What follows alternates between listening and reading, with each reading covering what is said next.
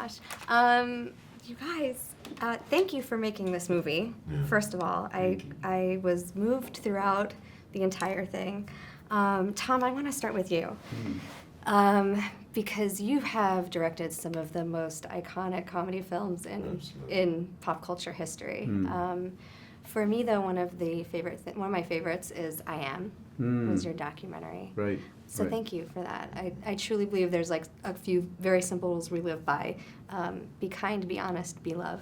And I thought you took some of that and put this into this film.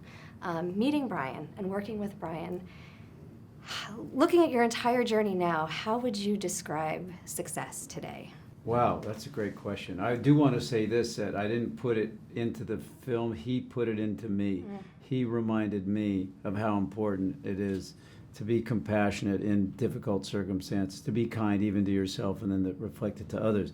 So success to me today is this moment, living this moment well, listening to you, being open to Brian, what he has to teach me, share, moving me, inspiring me. This moment lived well, to me, is success. Yeah. Amazing. That's dope. Let's all now meditate. Yeah, that's all the moment. One of the first moments that got me was actually hearing the letter that you wrote to the Innocence Project. Was that the actual letter that you wrote that was used in the film? Not actual words, but definitely like that was my plea. That, you know, I don't have everything needed, but I can tell you that, you know, I need your help. Yeah. And they're such an amazing organization. You know, for those who don't know, they're a student law firm clinic based in San Diego, California. And they take on cases where people have been convicted that feel that they have been wrongfully convicted. They do this work pro bono. Students that are aspiring attorneys, they jump on board to do their clinical hours, fighting for those who can't fight for themselves, doing the noble work that so many know nothing about or choose not to know about. So I have so much love and respect for what they do, and if it wasn't for them, you know, all of my hard work and all of my effort at trying to prove my innocence would have not gotten there if it wasn't for them carrying me across the finish line.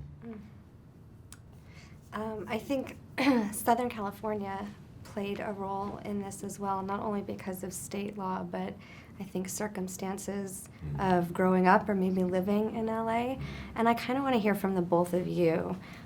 What's your opinion? What is it about LA that builds character, that can break you down and build you up at the same time? Wow. What is it about LA that could break you down and build you up? You know, we live in, and I think this goes beyond just LA. I just think it talks about culture and society. We live in a society now where, you know, we're so into what other people are up to and how other people's lives are being lived, and we're basing our happiness based on what other, you know, how my life aligns with someone else's life. And you totally, you know, can easily forget about who you truly are, and you know, trying, like in the movie, keeping up with the Joneses. So I think that it's like one thing that I think that's so cool about this movie is that, you know, you see a young kid that throughout all the madness of LA County and the city of Long Beach, he discovers something that he's passionate about, something that he's good at, and it's taken away from him. And he then goes on this journey and this fight to restore those dreams. And I think it just says a lot to people who need that source of inspiration, that had an idea or a dream of something that they wanted to accomplish, but something took them away from it.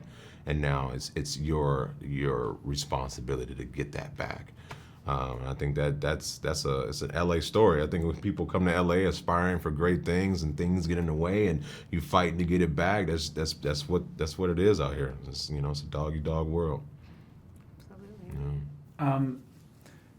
Yeah, I love Los Angeles. I sometimes call it Lost Angels because in some ways we're all looking for who we are out here. We find it through art or painting or poetry or singing or dance. And if we stay on the surface,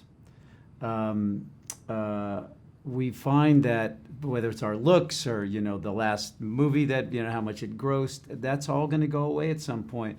Brian had his surface shattered, which was, I'm a football player. I'm one of the best in the country. I got a future. That's when you have the opportunity to go deeper. And like Brian said, it's going to go away at some point. You're not going to have the highest grossing film. You're not going to have the #1 hit single. You're not going to be the, one of the top recruits. And when that's taken away, who are you? Who are you? Who are you? And he shows us who he is.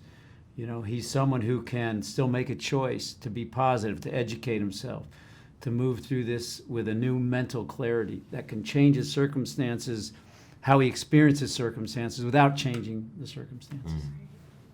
Amazing. Thank you both so Thank much. you. Thank you. Thank It's such a you. pleasure to meet you. I think we should have an OM.